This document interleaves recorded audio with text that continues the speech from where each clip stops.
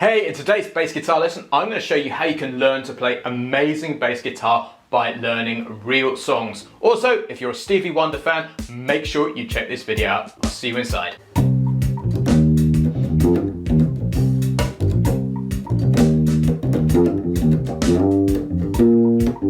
Hey, it's James here from eBassGuitar.com, and at the time of making this video, after many months of lockdown, gigs are just starting to come back, and I've had a few over the past month, and to be a little bit vulnerable, I had forgotten how much I missed them. Like many musicians, I struggled over the 18 months or so of lockdown that we had in the UK, where there were very few gigs. And for the main reason that is because I didn't realize how much of a source of inspiration and motivation gigs were to me. First of all, there's nothing like playing with an incredible band and an incredible drummer and just making real music.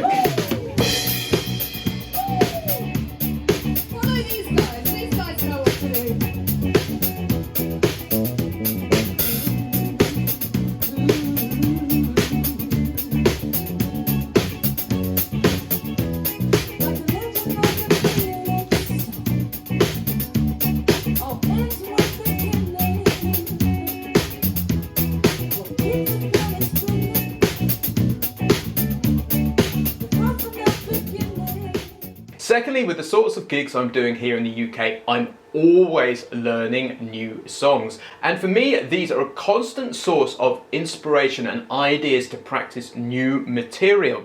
And last weekend, I was playing with a band called Tokyo in a place called Bristol here in the UK.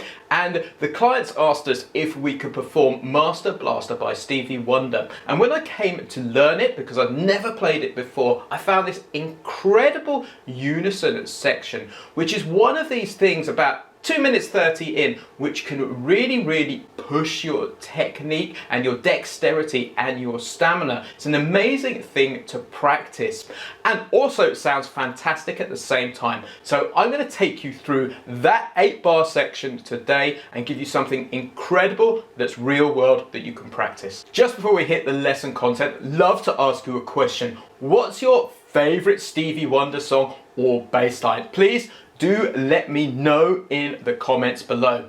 Also, there's a completely free PDF which will show you everything we're covering today, written out in standard notation and tab. You can grab your free copy using the link that's in the description below. So the whole of this unison section, which the whole band plays as one, is based exclusively on the C minor pentatonic. And it uses this reggae feel, which we'll get into in a second.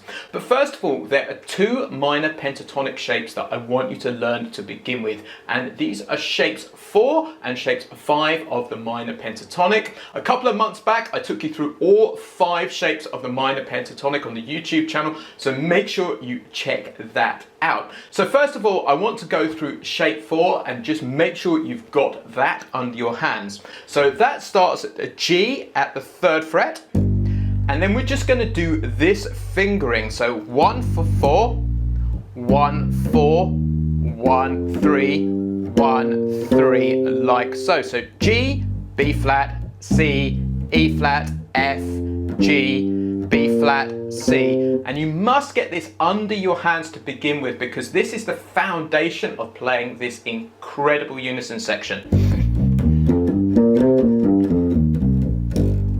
Like so. And then shape 5 of the C minor pentatonic, which starts on a B flat on your 2nd finger, like so. So the fingering is 2 4 2 4 1 4 1 4, and the notes are B flat, C, E flat, F, G, B flat, C, E flat.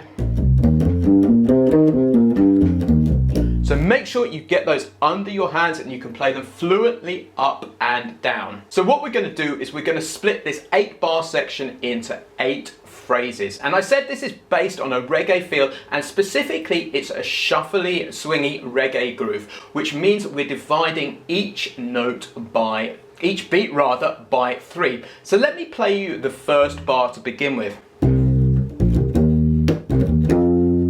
So let's take that apart. So we play a C, and then on the second and the third triplet of the second beat, we play a B flat, and then a C, and then on the third beat, we land on the E flat like so. So we end up with this phrase. And basically you'll hear this rhythmic phrase running all the way through this 8 bars. And then we continue with the same idea. So on the second and third triplet of beat 4 of the bar, we play an E flat, we play a C and an E flat to land on the F like that. So this is our first bar. Like so. So let me play you the first 2 phrases which sound like this. Now we're going to go into the third phrase now, and this is the same as the first phrase, but it just has 2 notes added on the beginning which are placed on the second and third triplet of beat 4. So the second and third triplet are a G, a B flat, and then we go into this phrase that you played before. So it sounds like this: 3, 4.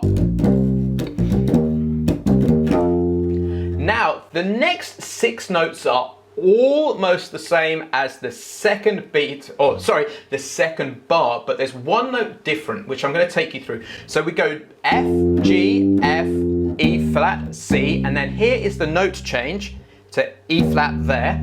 Now this is the critical thing to make this work, is you have to do a position change and slide into the G at the 5th fret on the D string like so. So let me play you the whole of that 4th bar.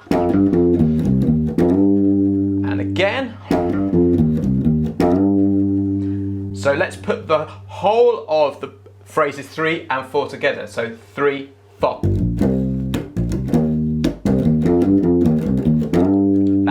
Position change is critical. Now we're halfway through, and what I want to do is play you phrases 1 to 4 all the way through, but critically I want to slow it down, because to play this really well you're going to have to start it slowly and speed it up. So I'm going to knock it down from 130 BPM down to 110 BPM. So let me show you what that sounds like in context.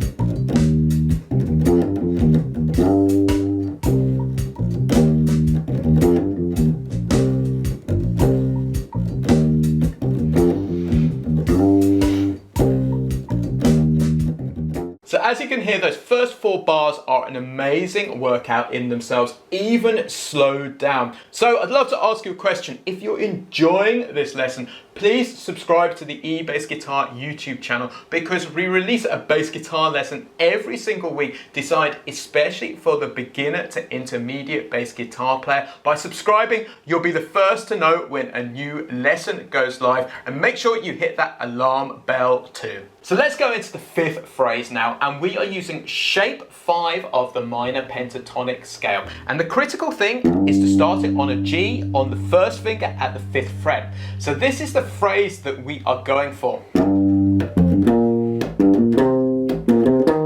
And again.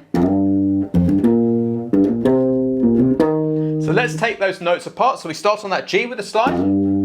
And then just after the 4th beat on the 2nd and 3rd triplet, we play an F and a G and a B flat, like so.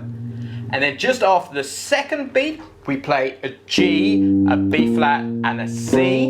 You're probably getting used to this rhythmic phrase repeating time and time again throughout this groove.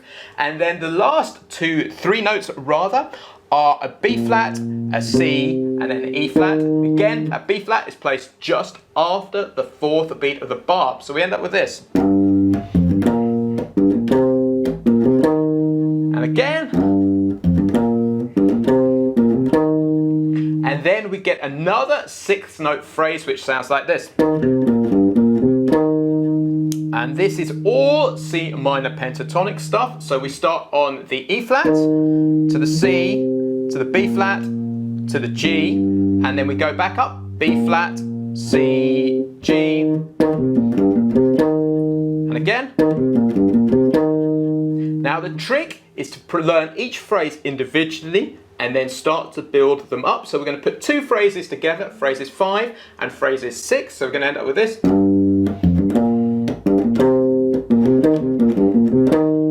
And again.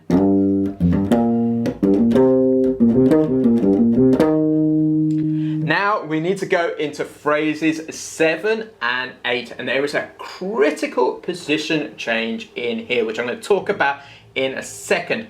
So let's go into the penultimate phrase, which sounds like this. And again.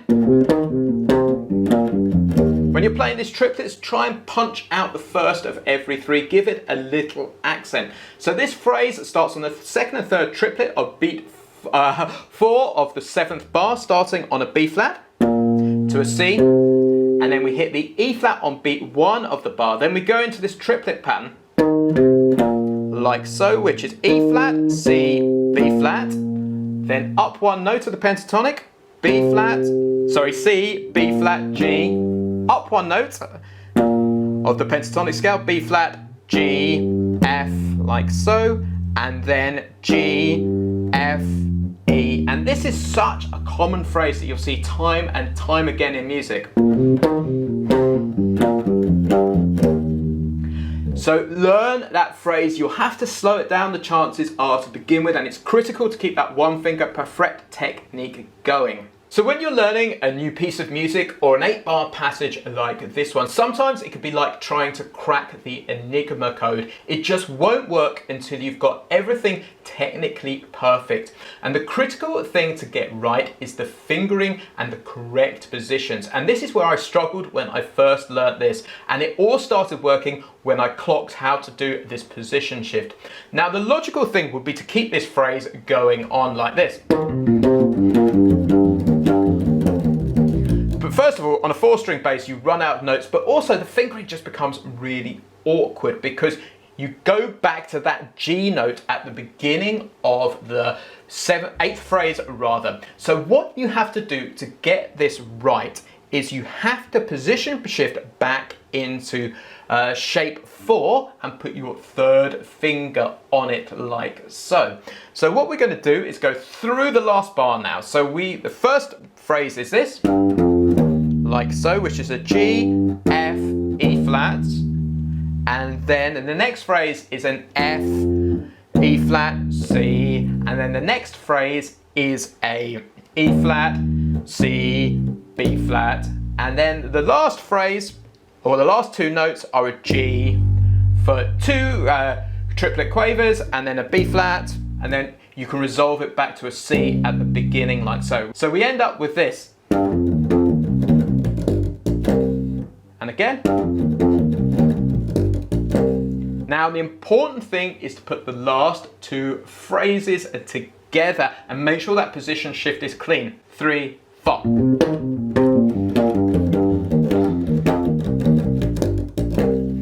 Okay, so this is quite a workout now. So when you're learning this, I want you to download the PDF which comes with this and pay really, really close attention to the fingering that I put into it. That is absolutely critical, and I want you to slow it right down and break it down phrase by phrase. So what I'm going to do now is I'm going to play the whole thing through at 110 BPM. I recommend you slow it down even further to begin with. So I want to play it for you slowly. Then I'm going to play it for you up to tempo so you know what you're aiming for.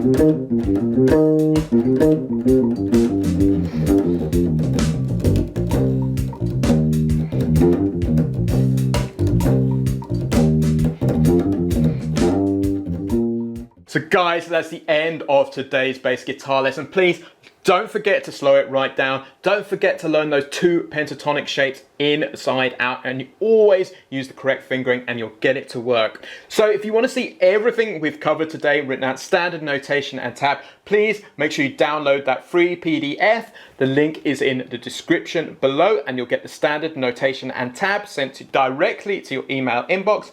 Also, if you're looking to push your bass guitar forward and want a program designed especially for beginner to intermediate bass players who want to push their bass playing to that advanced level, make sure you jump over to eBassGuitar.com and check out the Bass Lab Plus. There's a link in the description below where you can get a free, cheeky 14-day trial. Cheers, I've been James from eBassGuitar.com. I'll catch you next week.